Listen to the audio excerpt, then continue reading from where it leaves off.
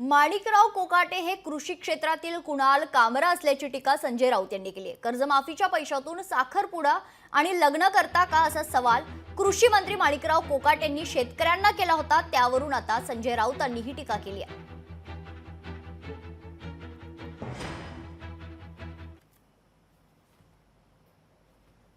क्रॉपला पैसे शेततळ्याला पैसे सगळ्याला पैसे भांडवली गुंतवणूक कोण करतं? सरकार।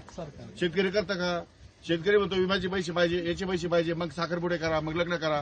क्रॉपला पैसे शेततळ्याला पैसे सगळ्याला पैसे भांडवली गुंतवणूक कोण करतं? सरकार।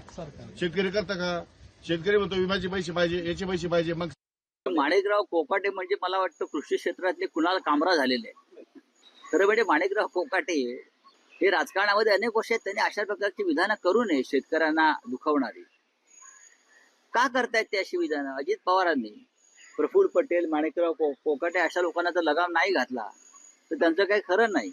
म्हणजे तिघांची जर भाषणं ऐकलीत तुम्ही तर त्यांनी बहुतेक कॉमेडी शो सुरू केलेले आहेत। स्वतः अजित पवार कॉमेडी शो करतायत सध्या। स्वतः त्यांचे जे काय राष्ट्रीय कार्याध्यक्ष काहीतरी आहेत पटेल, ते त्यांचा कॉमेडी शो सुरू आहे तो पडतो।